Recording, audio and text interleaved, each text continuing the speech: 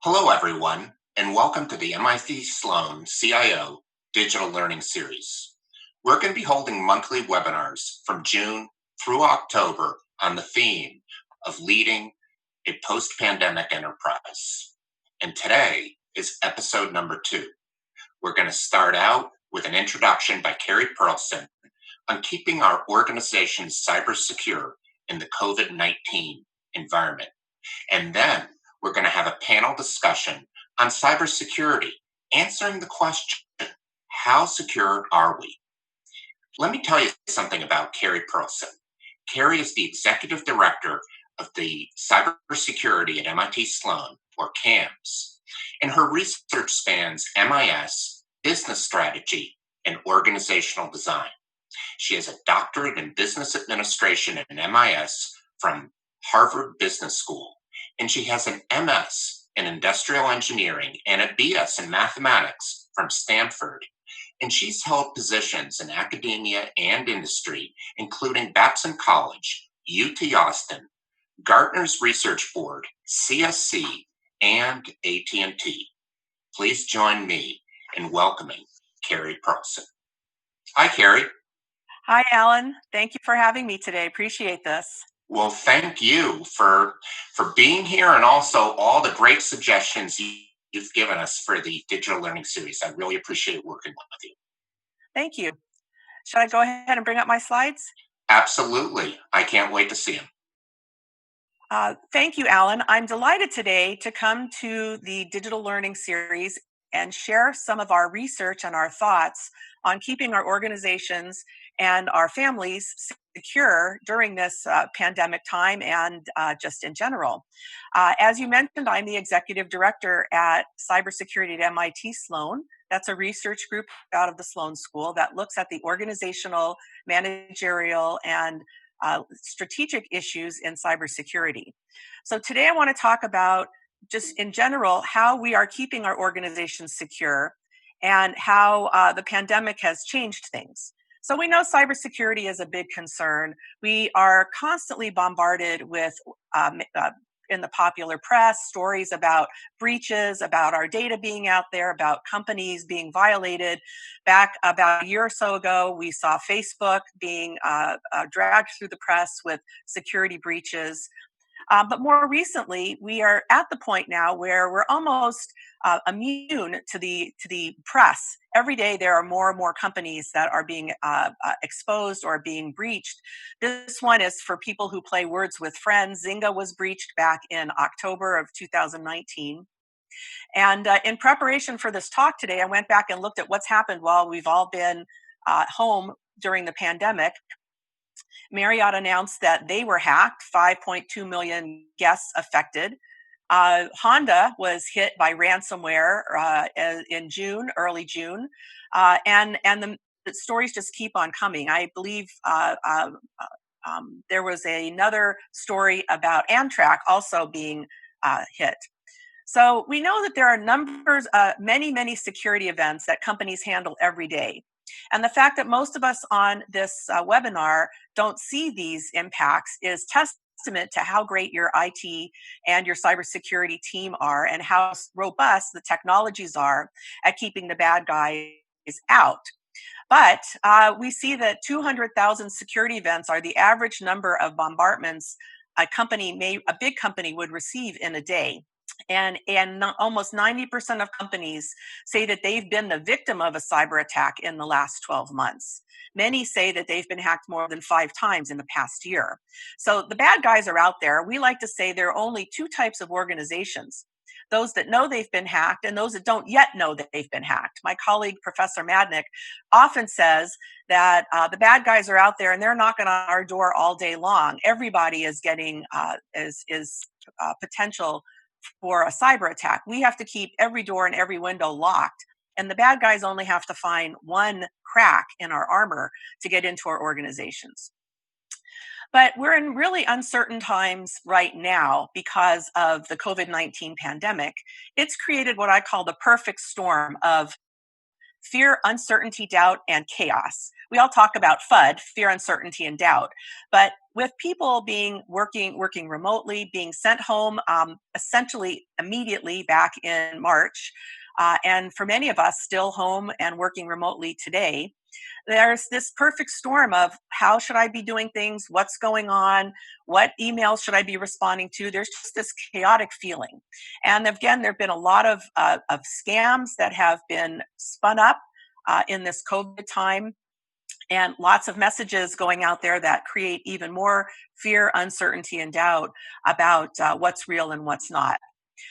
Just last week, I went and checked the FTC, the Federal Trade Commission site, which keeps track of some of the damages and some of the actual reports of fraud and identity theft and other kinds of scams going on during COVID-19. And you can see here that they had over 105,000 reports, over almost $70 million in total fraud loss from just during the pandemic. And you can see the screen right above that circle. You can see how from March 1st until early July, we see peaks over and over and over of reports trending from COVID-19 and from the pandemic. So we like to say that the bad guys have upped their game and we have to do the same. Since we're all working from home or working remotely, we've now not only taken on keeping ourselves and our organizations safe, but it's our families that are involved. It's our home environments that are involved. So never has it been more important to make sure that we know what's going on and how to keep ourselves and our environments secure. We know that technologies, the firewalls, the spam collectors, the ransomware stops, all of the different technologies that we use are good and really important, but they can't keep us 100% secure. Those technologies only know about what they know about. They don't know about what they don't know about. They don't know about the new breaches that are coming down the line that haven't been seen before. We know that 90% or more of the breaches start with some type of human error. Somebody clicks on a phishing email. Somebody clicks on a fake website. Somebody downloads a bad file. And in the current pandemic, we've seen a huge increase in cybercrime, as you saw from some of the statistics from the Federal Trade Commission. So I want to spend the next few minutes talking about 5 different kinds of scams we're seeing going on during the pandemic, with the thought that if you're aware that these are happening, you can take precaution to protect yourselves and your families. The first is email scams. That has to do with many of the fake emails that we all have been receiving, but during the pandemic, they're even more insidious. We see here an example of a fake email that supposedly is from the World Health Organization, and it's got a little blue box in the middle that says to click here to download safety measures, and this is actually a phishing email. This is an email that, if you click on that, would download some malware to your computer and potentially infiltrate not only your home system, possibly others on your home network, but your organization, your company systems also, because we're all connected by that. The CDC has experienced an update, new cases, email asking for your login and credentials. It's also a fake email. There are even been emails purportedly asking you about your government stimulus checks. If you didn't get your check, you can click on this email, supposedly to get more information about where your check is. All of these are fake emails. Many of them are designed simply to try to catch you and to either load bad software onto your computer, or possibly to steal some credentials. The second set of scams we're seeing are around information stealing and social engineering by embedding bad code into things that look real and are of interest to us, particularly during the pandemic. This is a picture here of the coronavirus COVID-19 global cases by Johns Hopkins, but this particular version is fake and has embedded in it some malware that would download to your system and potentially steal information, keystrokes, or other information that you might be typing on your system. It's designed to steal your username, your passwords, possibly bank account numbers and credit card information, and other personal information that can do damage to us. So this particular map has been weaponized, and but it actually is a valid picture of the COVID-19 site from Johns Hopkins. So we like to say that before you click on any files, go to the source, go to a trusted source for those files, and make sure that you're actually clicking on the website where the information exists, not on something that's been sent to you, so that you can avoid these kinds of weaponized pictures. A third set of attacks we're seeing is ransomware. We've seen a big increase in ransomware. Many of you know what ransomware is, but just for completeness, it's when the malicious actor tries to steal data by locking up your laptop, or more importantly, your systems in your company. And then they hold you or your company hostage until you make some sort of payment. This particular ransomware was embedded in a file called coronavirus COVID-19 VBS. So it sounds like it's something important. It sounds like it's something around the coronavirus. But it actually, if you were to click on that file, it would put code on your machine that would encrypt your files, and then you'd get a note that looks something like this screen.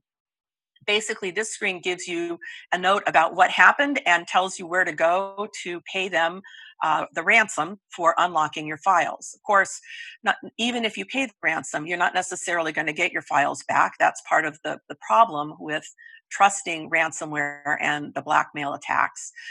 And you may set yourself up or your company up for even more attacks because you're seeing somebody who will pay those ransoms. So if you get one of these kinds of screens on your systems at home or in your office, we recommend that you contact your local authorities, your IT people, your information security people, or if this happens in a situation where you don't have backup, you don't have technology people you can call, you're a small company or an individual, then call your local authorities. You can call your local FBI or DHS authorities, and they will help you try to figure out what to do about this. The next set of attacks are just work from home vulnerabilities. Early on in the pandemic, we saw many people finding using Zoom, and maybe not being so proficient in using Zoom, sending out unprotected Zoom links, or sending out links with a password, but broadcasting that password, or posting that password on a public site. And what that did was open up vulnerabilities for video conferences. And I know the early press had many stories about schools using Zoom to connect students and unwanted visitors coming in to the classroom and doing malicious activity in the classroom. We see that working from home opens up other vulnerabilities just with our networks. All of us are working on our own home network, and then we're connecting through that to our companies or to other public sites. And if you have a home network, by opening up your works to that home network, you're opening your work environment up to whoever else is on your network. So if you're working from home with your spouse or with your partners or your roommates or your children, and they're also online, then all of a sudden you've created a vulnerability with your local home network. Of course, the solution to that one is to have two networks, or have a split network in your home. I know many of the routers that we have in our homes have a guest network and a primary network. One of you could be on one of those networks, one of you could be on the other, and that could reduce the risk and the vulnerabilities from your home network.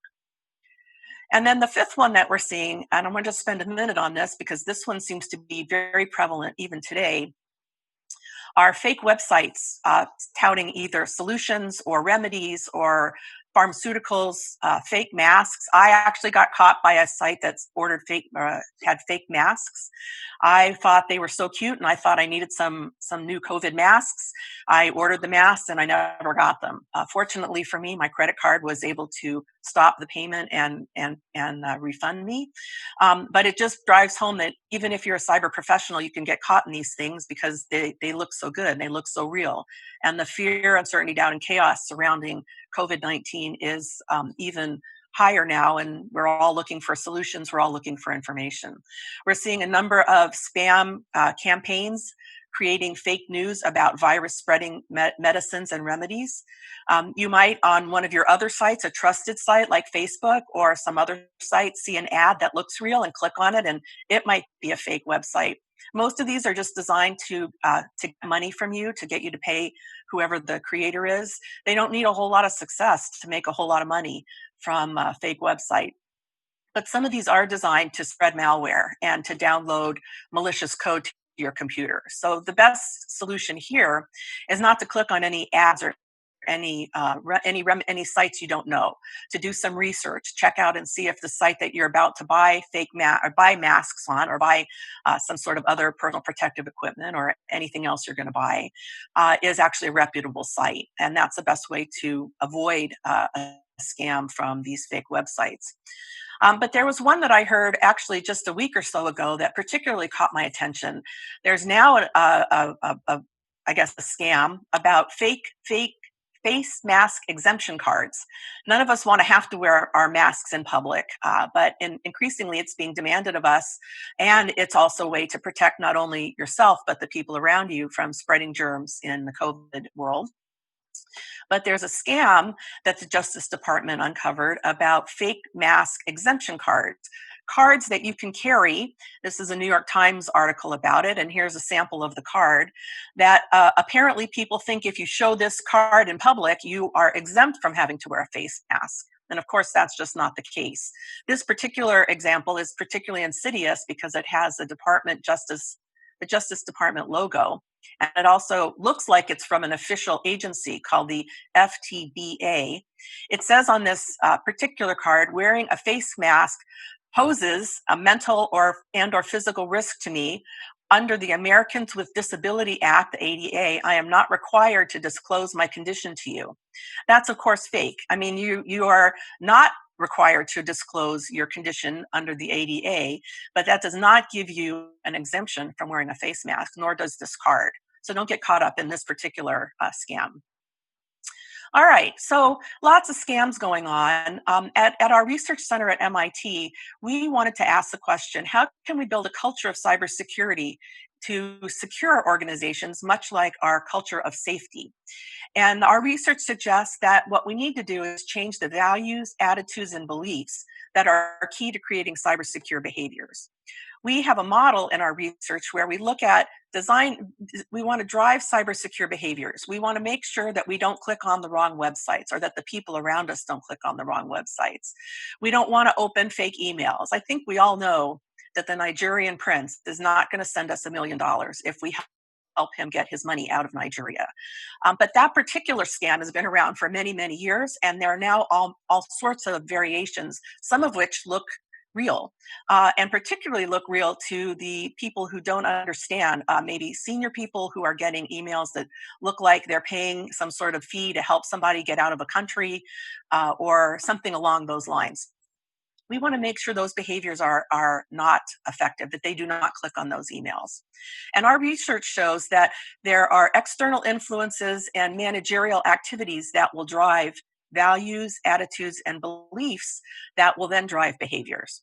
So what we want to make sure we do is set up the right values, attitudes, and beliefs to drive cyber secure behaviors. So what can you do?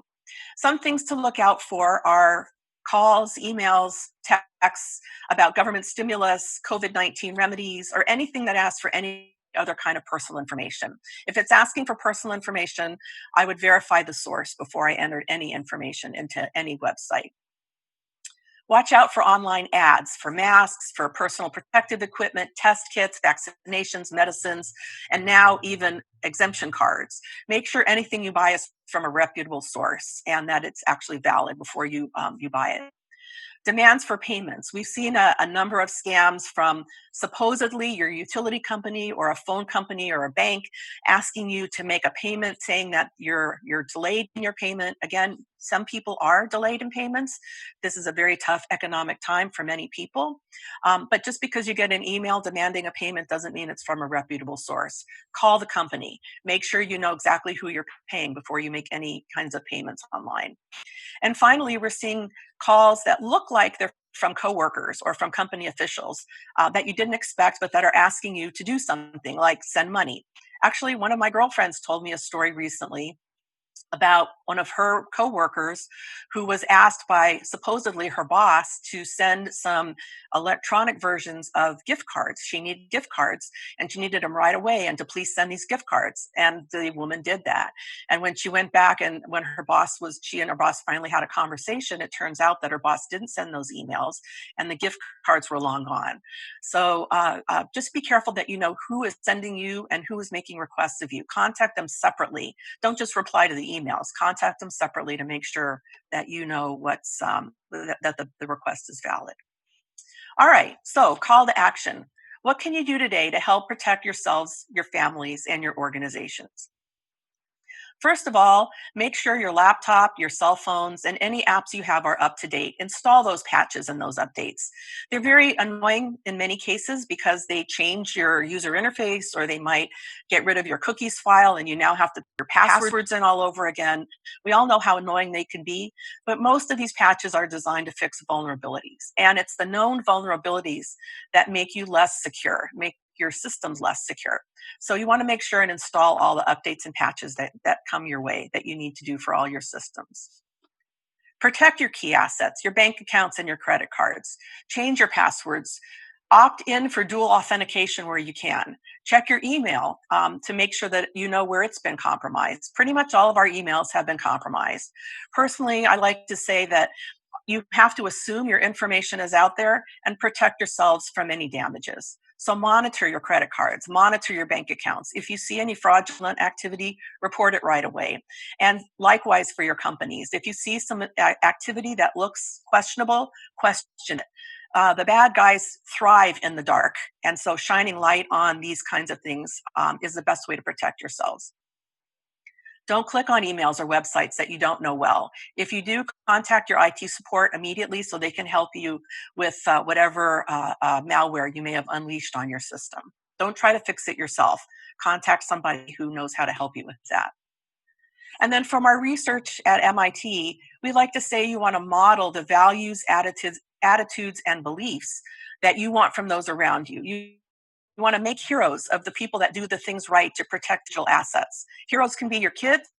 Heroes can be your spouse, your roommates, but you want to make examples. You want to reward people for doing the right thing, for reporting emails, for talking about the cybersecurity incidences that they're seeing, for being more secure. Reward them. Show them it's one of your priorities, and it'll become one of their priorities too.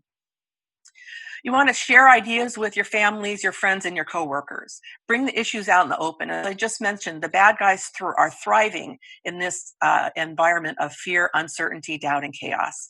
And of course, in COVID-19, we have all of this. So the more we can talk about it, the more we can feel comfortable, the less vulnerable we will be, and the more secure we will make ourselves and those around us. And finally, be aware of the latest breaches. I know we're in this situation where there's so much going on and so much information out there, but the best way to protect yourself is knowledge, is to understand what is the latest scam. And you can find that out through a number of websites like the Federal Trade Commission or DHS, Department of Homeland Security, or any of your other news sources, or even in some cases company pages. The Marriott breach is on their page. The Amtrak breach was on their page. The Honda breach is on their page. You can check the companies that you interact with and know if there's any breaches you need to be concerned about. All right. So just as a quick commercial, we're cybersecurity at MIT Sloan, or CAMS. We study the strategic, the governance, the managerial, and the organizational aspects of cybersecurity. And we look forward to interacting with you. Here is the website for our research center. If you'd like more information on any of our projects, feel free to jump in there. And thank you for your time today. Look forward to our panel discussion. Bye-bye. RBC is the largest bank in Canada, and we are in the process of transforming from a quote-unquote traditional bank to a digitally enabled bank. What we're trying to do is rethink the way we deliver value to our clients in very much a customer-centric manner. So as part of our digital journey and part of our journey to become a technology-enabled bank, we recognized that we needed to transform the way we build software. One of the key objectives that I have is to horizontally integrate the bank. How do we allow people to work across teams more effectively? Slack allows a developer to participate in a channel of conversation and not only get their immediate questions answered, but also be able to understand who else in the community can help them. What it does at the bottoms-up level to enable a workforce to be productive, I think is something that we really enjoy. Our design team was also a big user of Slack, and so initially it really helped collaboration between the designers and the developers. It became just a mission-critical application for us, and Slack has just become part of their daily fabric. Designers, developers, architects, you name it, they would all revolt if we took it away from them. The purpose of RBC Ventures is to go beyond banking and to essentially engage and add value to consumers' lives outside of traditional banking services and products.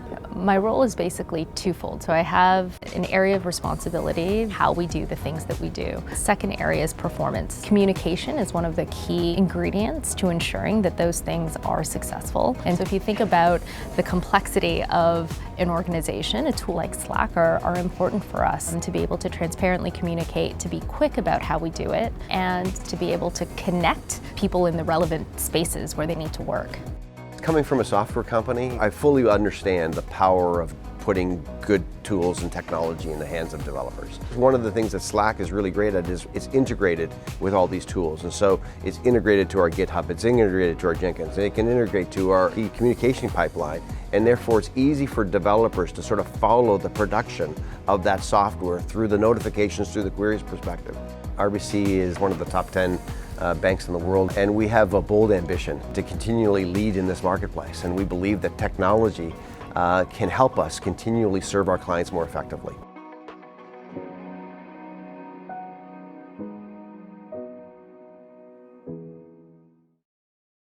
I want to welcome everybody back after our commercial break, and particularly want to welcome our panelists today. We have a very distinguished panel of cybersecurity leaders, and I'm just delighted to bring them to you live in today's session. I'm going to ask each of my panelists to do just a very brief introduction so you get to know who they are, and then we'll jump into our discussion topic today, which is how secure are we? So let me start by introducing my first panelist, Katie Jenkins, the CISO at Liberty Mutual. Katie, you want to give us just a quick hello and a little bit on your background?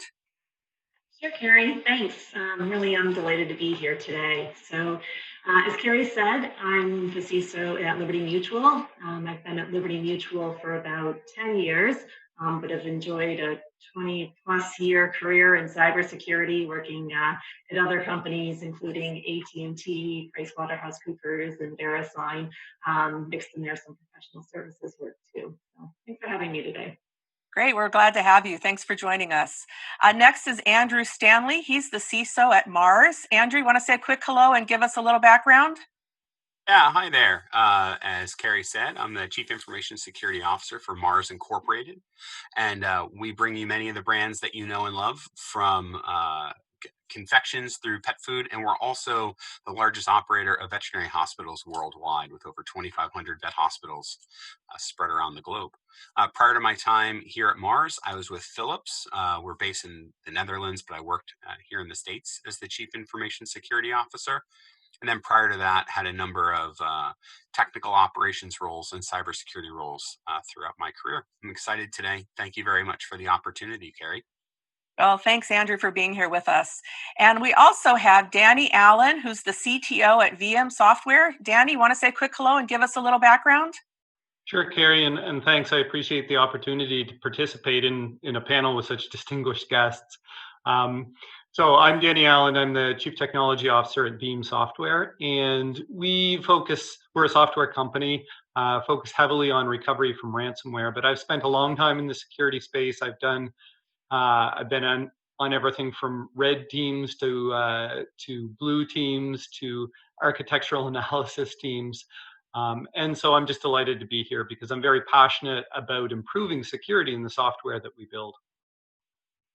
Great. Well, thank you for that. Thank you, all three of you, for being here. So our topic today is, how secure are we? And this is a question that's easy to ask. I'm sure all of you are asked that often, but it's very complex to answer because there are all sorts of types of answers. There's technical answers and managerial answers and risk and supply chain and probably a few more categories. But as CTOs, CIOs, and CISOs, we have to have a way to think about how secure organizations are. How do you think about this question? What factors do you include when you evaluate how secure your organization is? Katie, you want to start us out? Sure. So to your point, it is complex. I don't think there's one definitive view that tells the story of how secure we are. At Liberty Mutual, we have a discipline for doing self-assessment of our security posture. We also engage third-party experts to perform independent assessments and get their point of view on how secure are we. And we like to marry those two views of self-assessment to independent assessment to calibrate those results. But to your point, we don't just look within, right? You brought up supply chain security. So for an organization like Liberty Mutual, we make use of a lot of trusted vendors, right? So there really is no guarantee that just through our due diligence in establishing those relationships and monitoring the ongoing security that these partners exhibit, we do recognize that that is part of the risk equation. So when we talk about how secure are we, it really has to be a holistic view of our partners and folks that we do business with and protecting our customers' data. Yeah, I think the holistic view is really the key factor right now. Andrew, how do you view this? How do you think about answering that question? You know, I don't think there's a good answer for it. And I try and reframe the question when asked. It's not how secure are we, it's how ready are we to respond. The threat landscape changes daily. If you've looked at the past 2 weeks, we've had 3 of the most severe level of technical advisories come out from Palo Alto, Big Five, and now SAP this week, all of which present a massive security risk to any enterprise that uses those technologies. So while we have great defense in depth, and I'm proud of the progress our team has made in driving a security transformation, any one of those issues can come up and completely undermine all of the great work that you've done. So it really comes down to how ready are you to respond? And that reflects how well protected you are, how you can anticipate, how well you can anticipate security events, and then ultimately your ability to respond, contain, and restore. So I try to avoid saying how secure are we and put it on a spectrum and instead reframe. And I found that that has the most success. It can drive a little bit of debate, especially with your governance bodies like your board members, but it has been ultimately successful for me. That makes a lot of sense because it sounds like a question you can answer. You know, how ready are we to respond is something you can answer, but how secure are we is so big and so broad that it does open itself up for more debate and perhaps more uncertainty than even really what they're asking for. Absolutely. Makes sense. Danny, how about you? You're in the software business. How do you think about that particular topic, that question, how secure are we, and who asks you that question, and how do you respond to it? Well, thank you for the question, and I agree with the prior panelists. The question probably most often comes in a software company from your board of directors, or for me, I suppose, from the chief executive officer, the CEO of the company, of how secure are we? And the answer to that is simple for me, which is never as secure as I would like to be.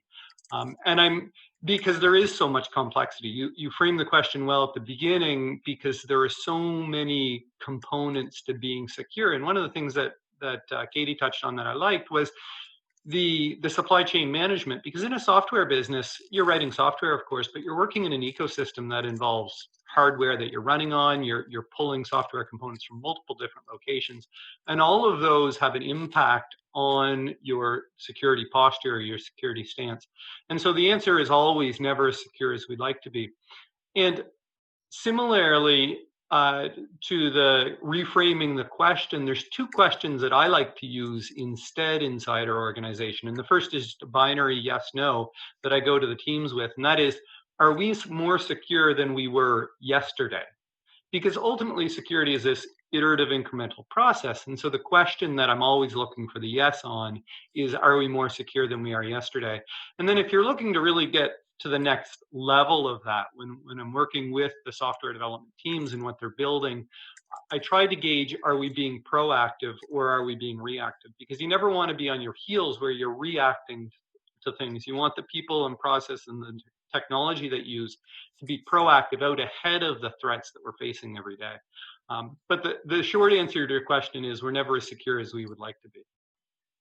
Well, and it sounds like your response is similar to what Andrew said about proactive versus reactive. You want to have a discussion about what do you have in place and how would you respond, and are you ready to respond? Is that kind of the angle that you're thinking about with the proactive question, proactive angle?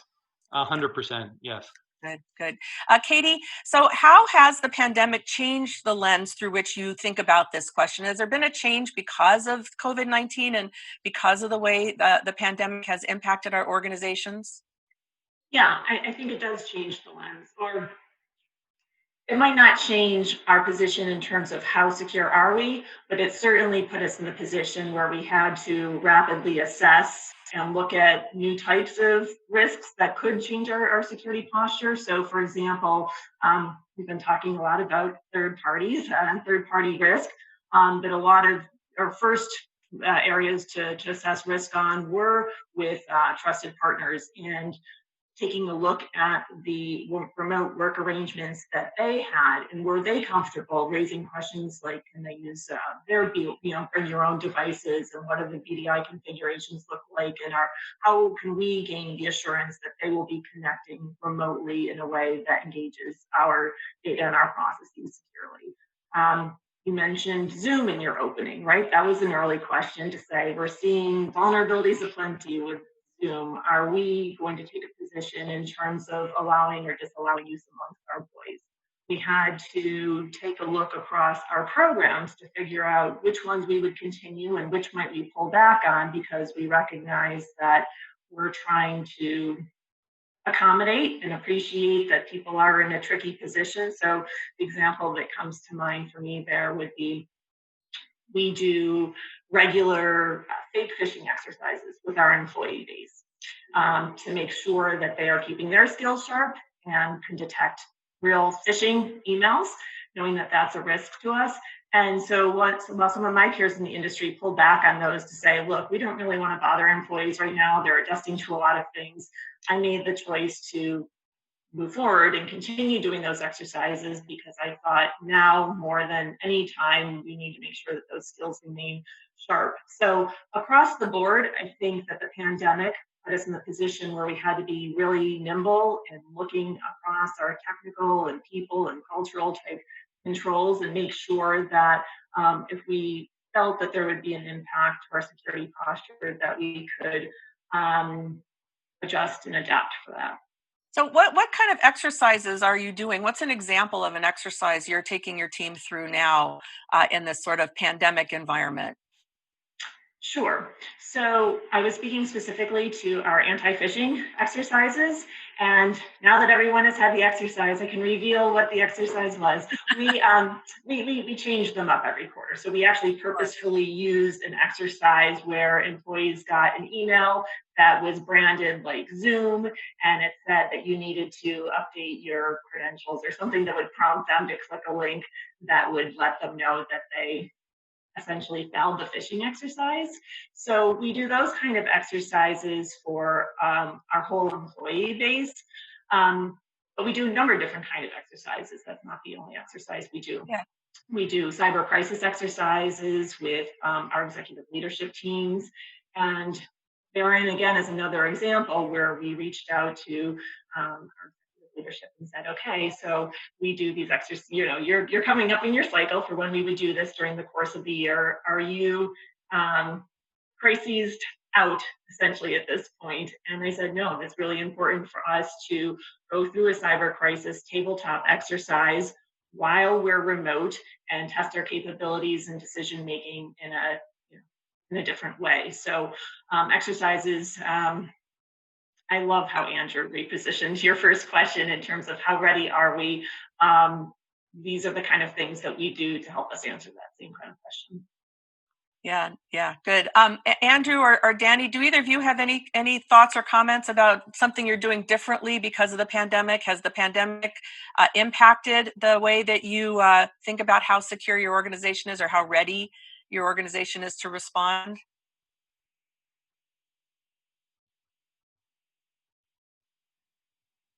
Andrew, I'm not hearing you. I see you're talking, but I'm not hearing you. Sorry, I muted my mic. My apologies. I just want to respond to two really provocative things that Katie said. And one of them is about third party. Because while we've all shifted to work from home, and which has a whole new set of work modalities, we've had to rapidly push out new technologies.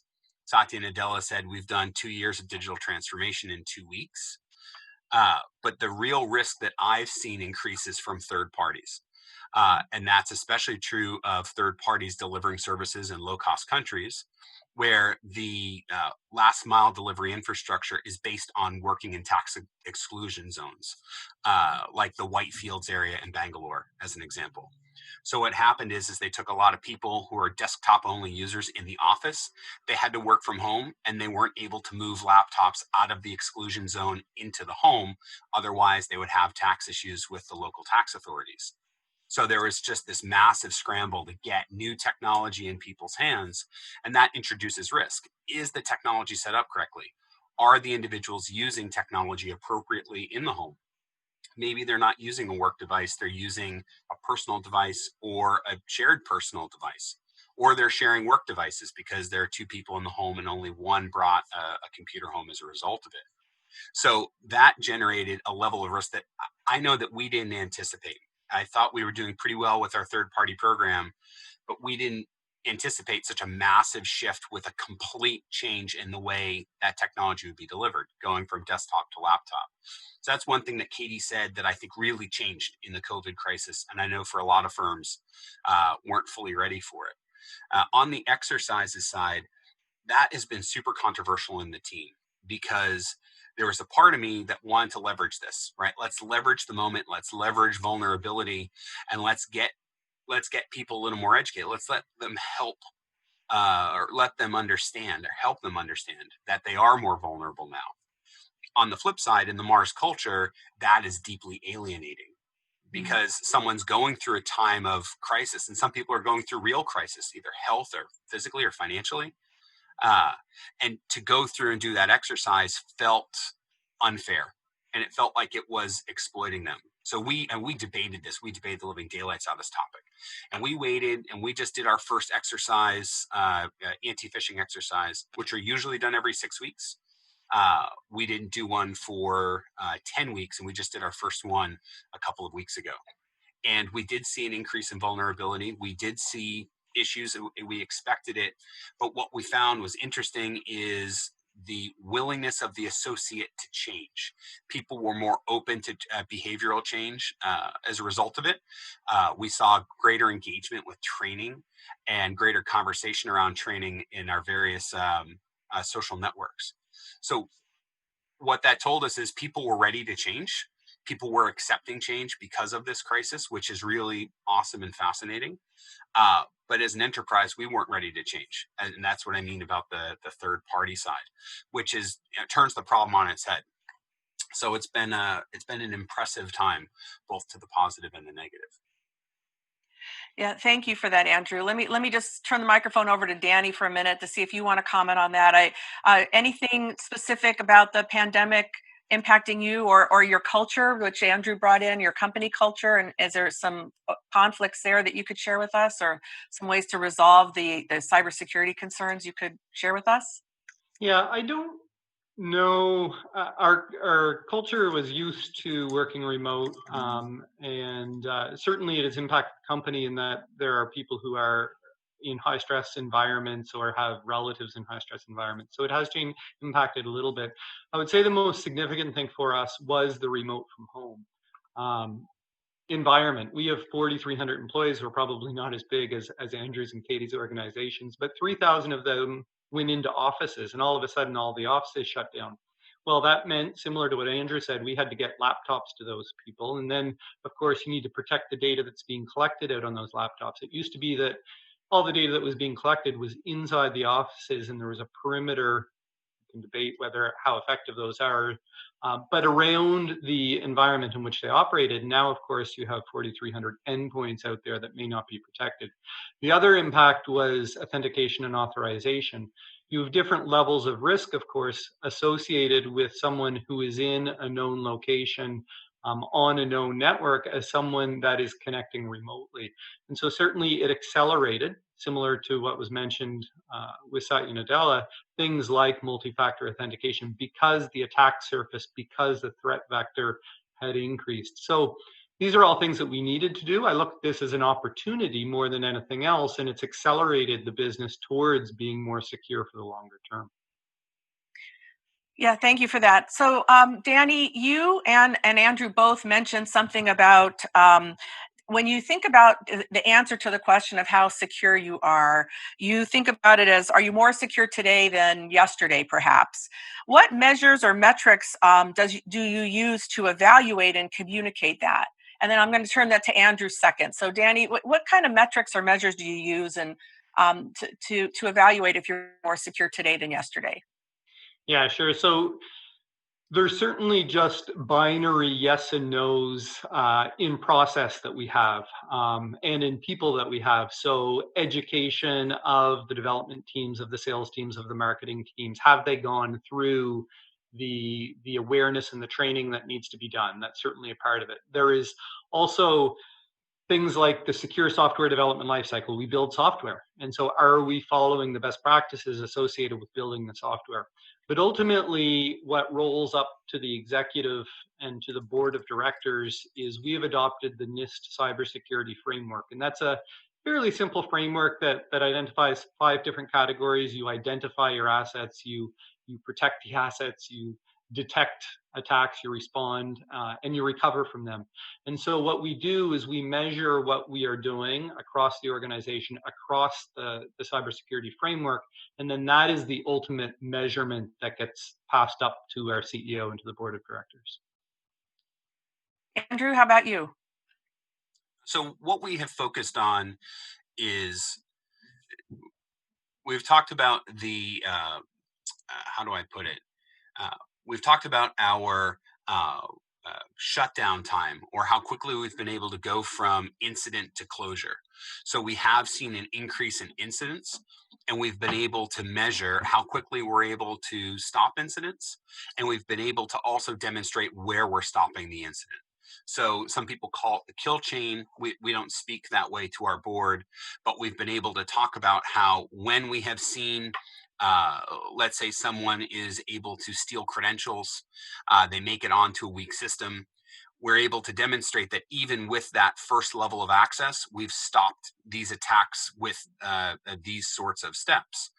And we're able to demonstrate how with our scanning tools and with our regular penetration tests, where we are stopping major vulnerabilities. So what's important to me is to show that we've solved the really big stuff. And then there are the hard things to exploit. When one of those events happen, we've been able to stop and contain the event after that. So by explaining it in those terms, here's how an actual incident's happen, and here's where we're stopping it and how, and then demonstrate how quickly we're able to respond, that has helped generate a level of comfort. It does take a moment to get through that. Talking to someone about how you're going to be in a car accident, but the seatbelts work really well. Some people don't really like that answer. They want to hear that you're never going to be in a car accident, but coaching them through the pragmatism of you've got hundreds of thousands of systems with hundreds of thousands of users spread in hundreds of countries over, thousands of facilities. there's going to be a break. So now let's talk about how we bend in the crisis and don't break, and how quickly we can respond and recover from those incidents. And that has helped. Katie, do you think about it the same way? How far can you bend without breaking, and how do you communicate that? What do you use for the metrics? Yeah, metrics are really important to me and to our organization as well. I think there's no single metric that gives me comfort. Most of them actually prompt you to ask the next layer question, right? I think about, we'll have metrics around how many workstations might have gotten infected with malware over the course of the month, and do we see that trending in any way? And so that metric will prompt the question, well, is it the same malware? Are we seeing different variants, et cetera? Another metric may be how many managers have reviewed the access of their employees and are meeting, our expectation to meet from a compliance point of view. Well, I want to know more, not just how many managers are reviewing their access, but how many managers have removed access of their employees, because that tells me that process is working, that managers are not just simply, yep, Keri's access looks good, next. I've been talking about phishing a little bit, so maybe that would be my third and final example. We have, the metrics around what our failure rate of those phishing exercises are very important to me, but they could be deceiving, right? I can see that overall fewer people over time are failing those exercises, and I could feel good about that.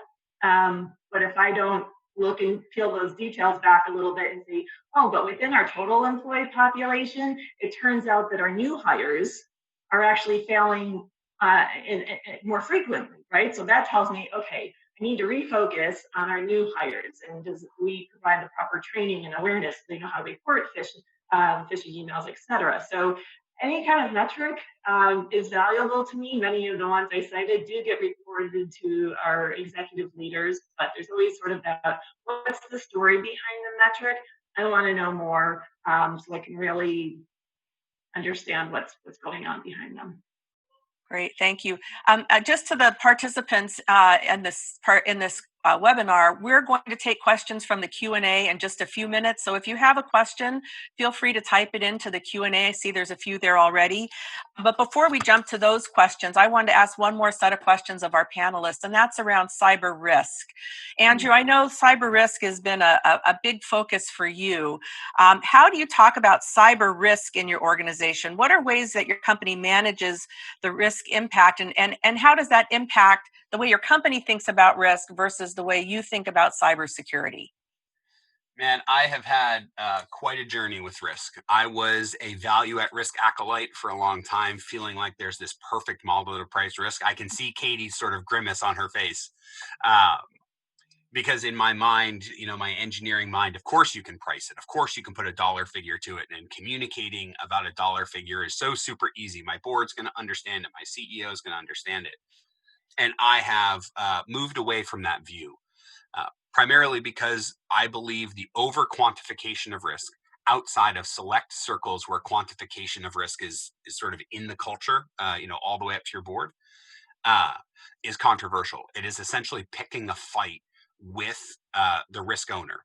So in some cases, they're going to say, well, you're not valuing me enough. Do you realize how important that product is or how important that factory is to me?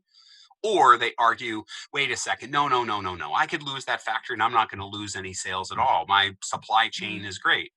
Those are the outcomes you have. Rarely does someone say, you're right, Andrew, I have $500 million of sales at risk if such and such events have happened. So we've worked to reframe the conversation. I think that's going to be my answer to every question. It's always going to be about reframing the conversation today. But when we talk about risk, we talk about outcomes. Here are the actions that can happen to Mars, and here are the potential outcomes of those actions. And what tolerance do we have for that outcome? Are we willing to jeopardize the supply chain for a period of time? And if so, what's that period of time? Right? Are you willing to jeopardize it for a day, a week, a month? Okay, well, if you're willing to jeopardize it for a month, I know what the architecture is in our distribution network. I now know how to place my investment. I know that it's really about recovery there versus resilience. You tell me it's only a day, then I'm going to throw the kitchen sink at it to make sure that that environment never goes down, never goes away, because all we can afford is 24 hours of downtime. That discussion provokes someone to say, this is what I'm willing to do and this is what I'm not willing to do. And then it's a hop, a skip, and a jump to how much money you want to spend. And then that can re-influence back. Well, it's going to cost me $5 million to overhaul those systems or protect those systems in the supply chain. Maybe I'm willing to take 5 days worth of risk, because that 5 million one-off I will make up if I avoid that risk for a certain period of time. Or alternatively, it takes me 5 days to burn through 5 million of net income on that supply chain if I have an attack. So that has worked really well. We still argue and debate internally whether we should get to a quantification point, whether we should put a dollar figure on it. Our insurance carriers would really love to see a dollar figure.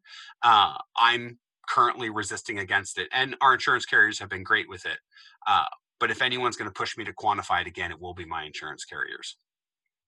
So Katie, as an insurance carrier, where you think about numbers all the time, how does your company's risk management strategy impact the way you think about cybersecurity risk? Yeah. A lot of what Andrew said resonates with me. I think we are talking about cyber risk outside of our security communities more and more often. It's just the reality of the world that we live in. And in fact, we formally draw in our technology leadership and business leadership into decisions where we have self-identified risk that we will, their engagement is needed if more time is needed to remediate a risk than what is found to be acceptable by the security organization, let's say. But if we're not putting that conversation, I think security professionals perhaps are as guilty as most in terms of the lingo that we use, and particularly in risk discipline, there's a lot of ways of talking about loss expectancies and frequency of event and things that could quickly muddy the story. It comes down to what will resonate with our audience, right? If I'm talking to a claims officer about the risk that we believe a third party has, right? If a third party that group relies on experiences a ransomware event, and those claims analysts are no ability to get work done for X period of time, that's a very real and visceral understanding of what that risk is, much more so than putting a bunch of cybersecurity terms and quantification around that. So that is one thing that we have work to do, but it is my aim that we're really effectively translating what cyber risk means to our business. So Danny, in the software world, in your software world, is risk a big discussion, or is it more about the proactive versus reactive? No, risk is still a big discussion. I can appreciate, though, what was said earlier, because risk is so almost impossible to quantify, is what I'll say, because the same event has different risk profile for everyone. I remember when I first started in software, I used to measure risk by, it was a Microsoft framework. It was called DREAD. I think it was damage, reproducibility, exploitability, affected users, and discoverability. And you put all those measurements together and you come out with a number. But that's not the reality of what we're facing in software. I go back to an earlier time, we found a vulnerability that was inside a software system. But in order to get to that vulnerability, you had access to the CEO's desktop and all the financial information of the organization. And it was this cross-site scripting vulnerability. Well, in that context, that cross-site scripting vulnerability didn't matter, because the attacker wasn't going to go after a little vulnerability somewhere deep in the system. They go and access all the financial records and do things that they clearly shouldn't do. And so it's hard to put an explicit number or value on risk itself. I like Andrew's kind of context of reframing the conversation, because part of the reframing is to agree and align on the fact that everyone wants the same outcome. Everyone wants, hopefully, the organization to do well. And so if you can agree on that framework, and then you can provide the awareness and transparency, from there you can build of what do we do next and what do we do next. My belief is that everybody has some acceptance of risk, and it's not the same for everyone. It's not the same for every line of business. But if you can provide the transparency into what is the risk, then often those that are closest to that line of business or to that software product or to whatever it happens to be are best able to make the determination of what are they able to accept. Is that 5 days of downtime? Is it 3 days of downtime? Is it, I work in the backup business. Is it 5 seconds of downtime? Because everyone says, I want zero downtime. And you can actually achieve zero downtime, but it costs a lot of money. And that's why kind of understanding what the threat is to that line of business and then connecting it to what's it going to cost to address it becomes so important. And then allow them to make the determination. Security, in my mind, shouldn't be making that determination a lot of the time. It should be the line of business. Okay, thank you guys. There's a lot of questions in our Q&A, so I'm going to start throwing some of these out to you. The first one is somewhat about our team and how we manage our people. The three of us had talking about the governance and that how we work with our people within our organization to be more secure. So let's start there, and then I'm going to weed in some of these questions from the Q&A about managing our security teams during this COVID time. So the first question is, how do you partner with your CIO or the other stakeholders to achieve the best outcomes in your organization? Maybe, Katie, you could start us out with that. How do you characterize the relationship between you as the CISO and the others in your organization as it comes to keeping your organization secure? I think you wove in the CIO-CISO relationship. So I report to our CIO and enjoy really great relationship and a shared sense of responsibility for cybersecurity. That's a great priority across our technology organization and enterprise as a whole. So, but I don't take for granted that relationship, and that, in fact, the relationships I have with our CIOs across each of our strategic business units are incredibly important to the work that we do. So from a business unit point of view, there are engineers developing applications, the infrastructure on which those applications run, the security of that I'm responsible to, but I might not be responsible to a decision to persist some piece of technology that is difficult to get off of, or whatever the circumstance may be. So that has to be a shared partnership. So what we do there is set strategic technical priorities that cover our entire technology organization and have a set of measures that are specific to cybersecurity. So it's not just me, it's our CIOs that are accountable to some of that activity that improve our security posture. Another thing it's been something that we've been doing over the past few years, but I'm very, very proud of the fact that we have a cybersecurity objective, performance objectives for every employee in the technology organization, not just those with security in their title. It is our expectation that if you're a product owner, if you're an engineer, if you're in an operations role, everyone has a part to play in that, and that specific measure would be defined, specific to that role. I think it recognizes the nature of shared responsibility that cybersecurity is, and if we had to go this alone within the cybersecurity organization without those partnerships, I think we would have diminished success. So thank you for that. And this objective that every single person has is really interesting and to some extent unique. I don't know very many companies where the objectives for cybersecurity fall all the way down the organization. And of course, that's where we want to get. We want everybody in the organization to feel personal responsibility to keep the organization secure. Let me turn just to Andrew for a minute, because Andrew, I know you have often talked about how you partner with your CIO, being the CISO, and we know that cybersecurity is usually number one or number two on the CIO's list of concerns, if not every senior person. How do you work with your CIO? How do you characterize the relationship between you and your CIO? I think I'm very lucky in that I have an exceptional relationship with our chief digital officer. So he is responsible not only for information technology, or as we call it, digital technology, but also the total transformation in the enterprise. He is genuinely the leader of transformation at Mars, setting a vision and driving new ways of thinking. We have a strong relationship for three reasons. Number one, he affords me a lot of latitude to set the security strategy. So as I see him as a true business leader, he looks to us as functional experts to set a strategy, but then he challenges us to say, and how are you fitting that into business transformation? So it's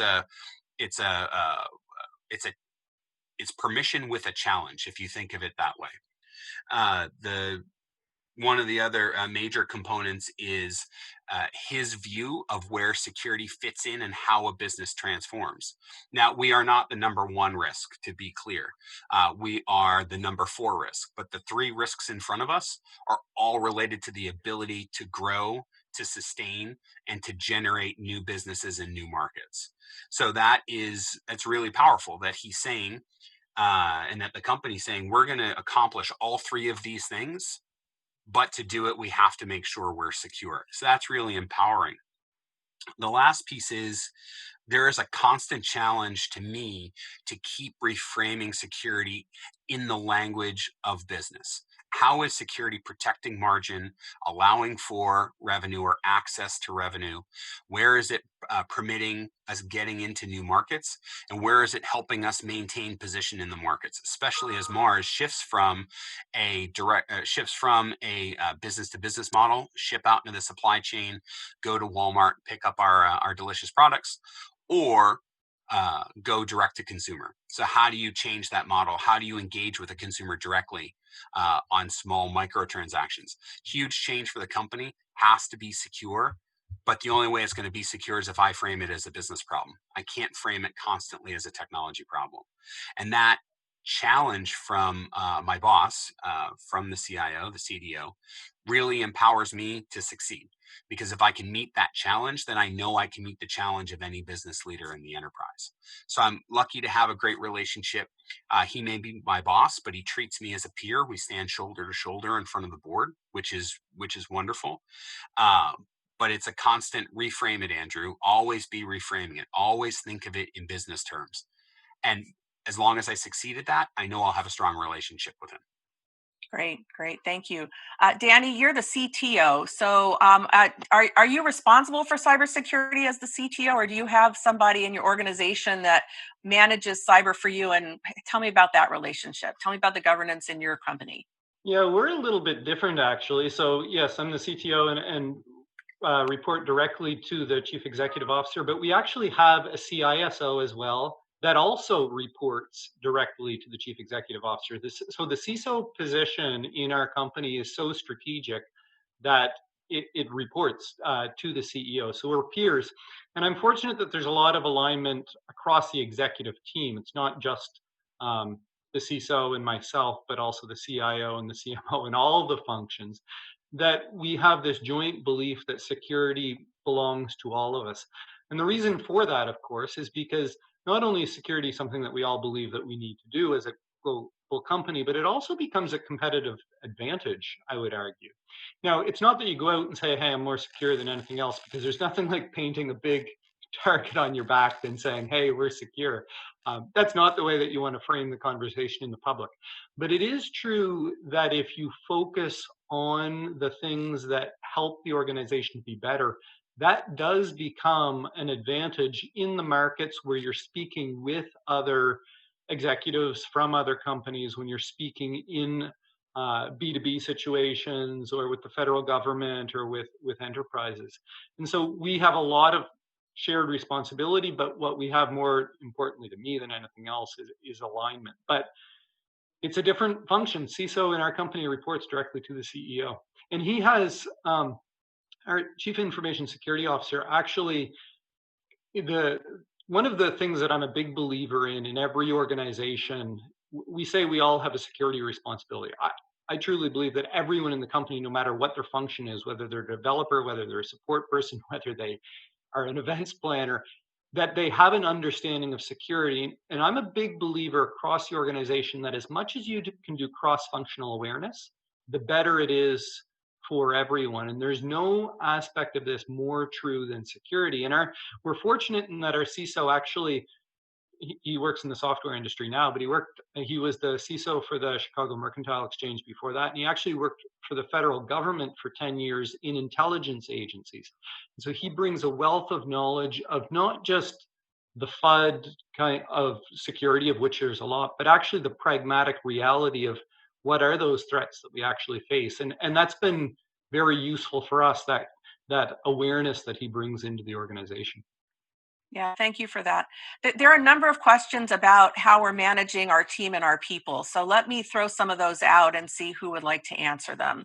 The first one is about how COVID-19 seems to be a great metaphor for cybersecurity in general, and safety measures aren't guaranteed. So the question is, in the face of relentless security threats and ever-changing attack vectors, how do you address the mental health of your cybersecurity teams, of your people? Who would like to take that one? Sure, I'll start. Thank you, Katie. I'll take it because it's something that I worry a great deal about, to be perfectly honest. I think that we are checking ourselves on this to say, maybe taking a more detailed look than we usually do about who's using their paid time off, and proactively encouraging people to take breaks, particularly early on. People don't want to, spend a vacation day with, maybe no particular destination.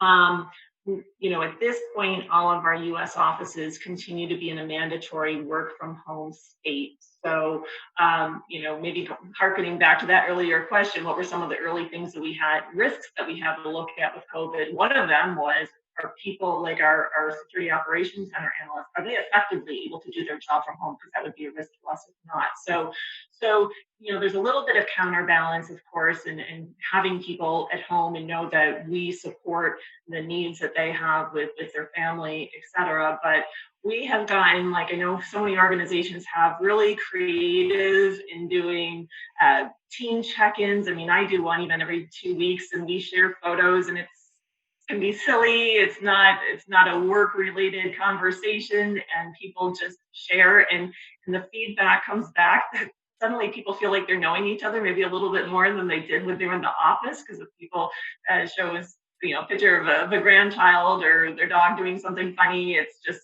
kind of a way to make sure that people are staying connected, because we did come from a culture where people, we're largely working in the office. So, so much of it comes down to individual relationships with managers and employees, but I think that employees understanding that as an organization, we have their backs, it's allowed them a little bit more space to extend a hand to a colleague and say, is there anything I can do to help? Because we recognize we're all going through this together. So I think it's a great question, and I don't think that was a magic answer, but the way that I think about that.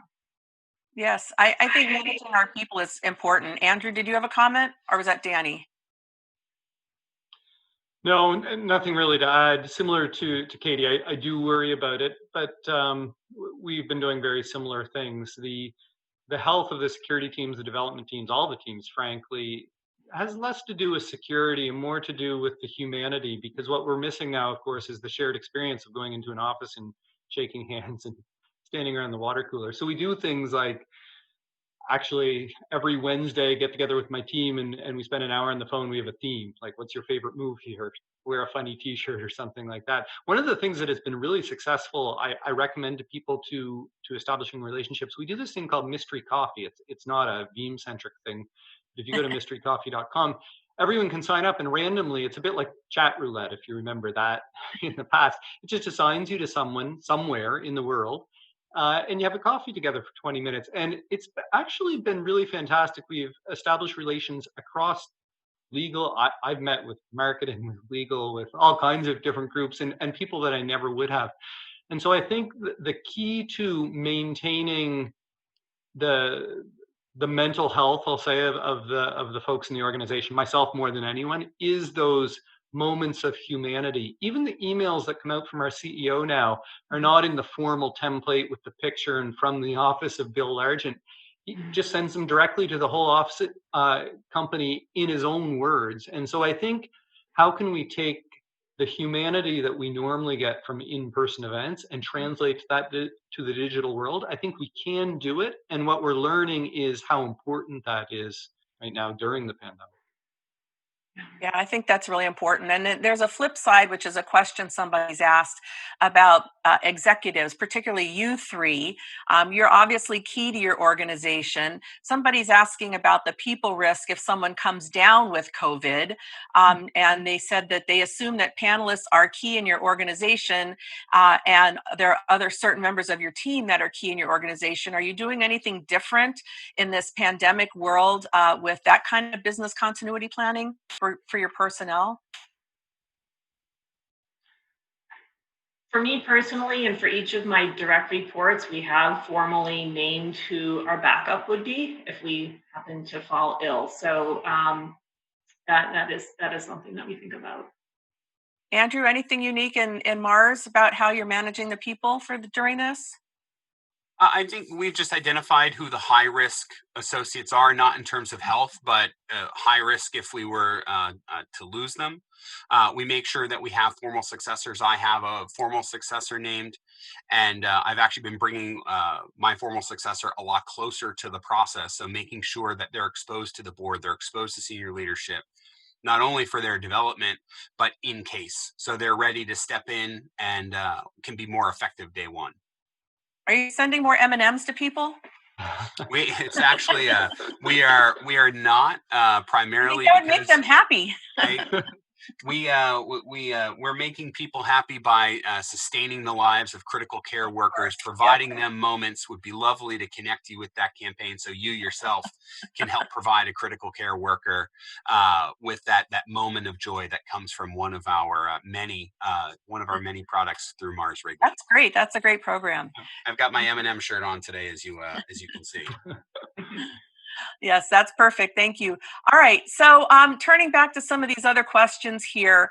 Well, someone else was asking about employees. Are you doing anything unique to monitor your employees while they're working remotely? Are you using maps that identify and report where your staff are and what they're doing, or any other kind of monitoring that because people are remote? I would think that would fit in with your cultures. And if your cultures are not that kind of control culture, you might not be implementing that kind of monitoring system. But just to throw that out there, that is one of the questions from somebody. Anybody doing anything with monitoring the team members electronically during the remote working times?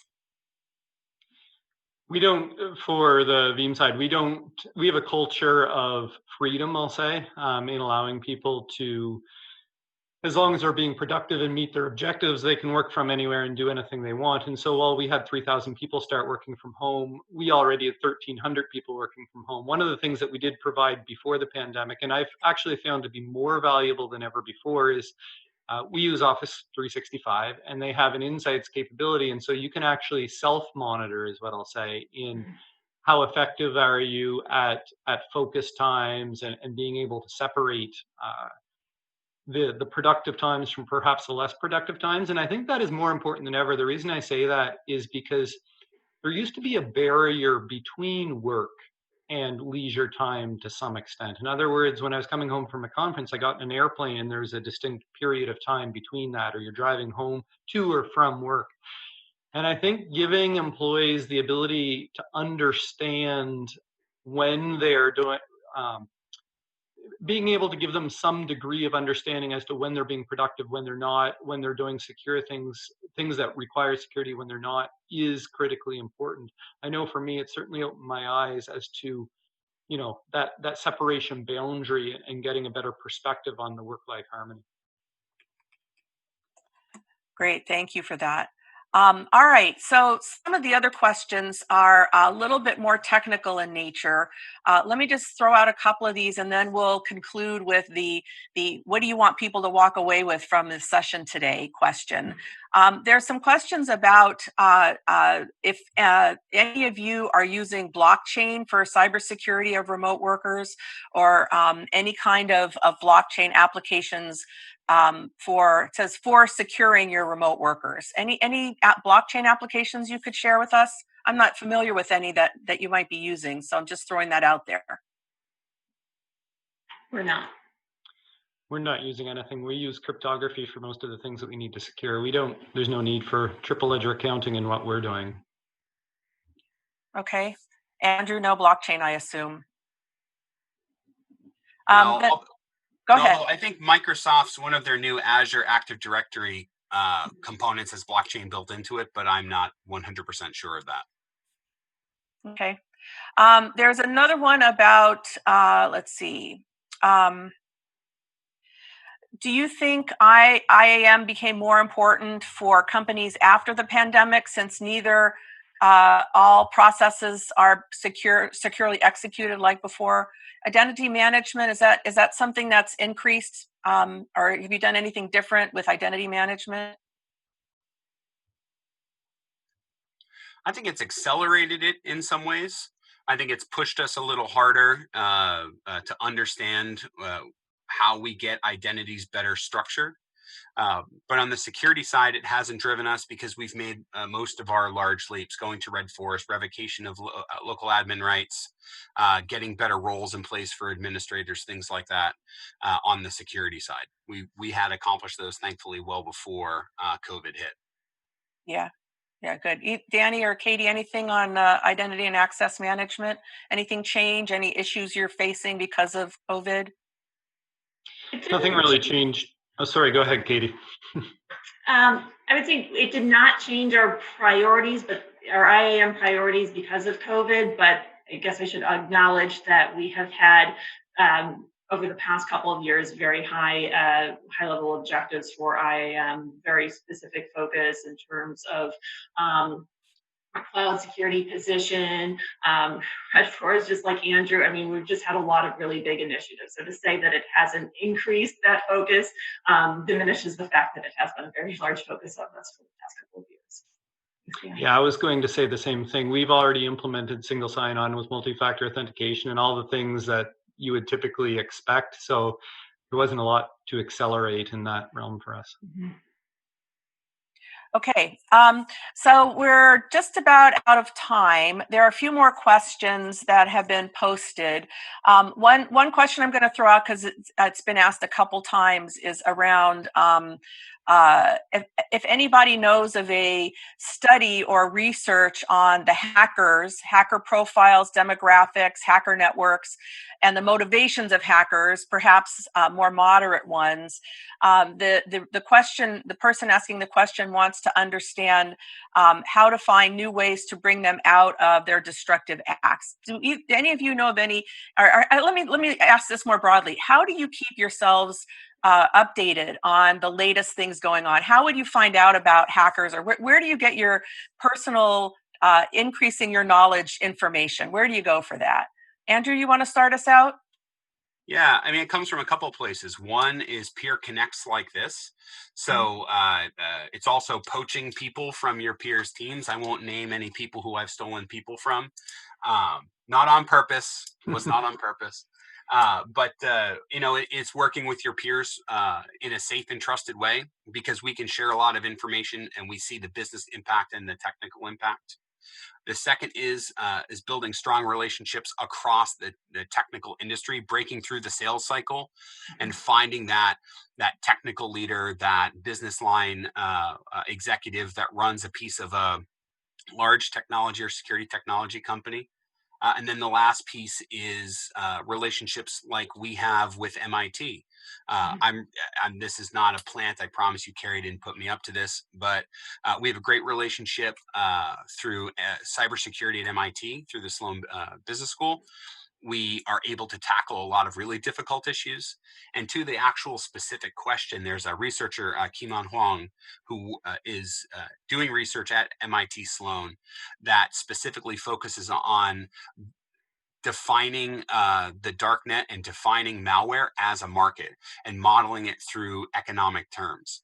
And if you look at his research, behavior becomes very apparent. You can learn incentives. You can see how not only money flows, but how techniques and behaviors flow. And looking at that can help you understand the mind of the individual and can give you some insights in how you could potentially shape behavior into the future. Kiman's research is really awesome. I'd suggest you take a look at it, and it's just really, really intense stuff. I love it. Well, thank you for the plug for CAMS. For those of you that want to follow Keeman's research, the website is cams.mit.edu, but we'll get to the commercial later. Let me make sure our panelists have a chance to answer their question. Danny, how do you stay abreast of the latest? How do you learn? Where do you go for learning? Really kind of three things. One is vulnerability. I monitor all the streams of information around vulnerabilities, not because I think that's the best source of information for protecting Beam, but mostly similar to what Andrew said, it actually gives you insight into where the security researchers are spending their time. But vulnerabilities don't really represent risk in that it's a lot of the times it's purely academic. So I look at that. I certainly look at the attack information that we have, because one of the interesting things, attacks tell you what attackers, not necessarily successful, but it tells you what they believe is likely to be successful. And so that has a huge bearing on prioritization of defenses and education and all the things that go along with that. And then the third is breaches, reports like the Verizon Data Breach Investigation Report, because it tells you not only where the attacks are taking place, but where they're being successful and what types of data they're tending to extract. One of the things you talked about, motivation, very briefly, I always boil it down to 3 Ps, which are profit, power, prestige.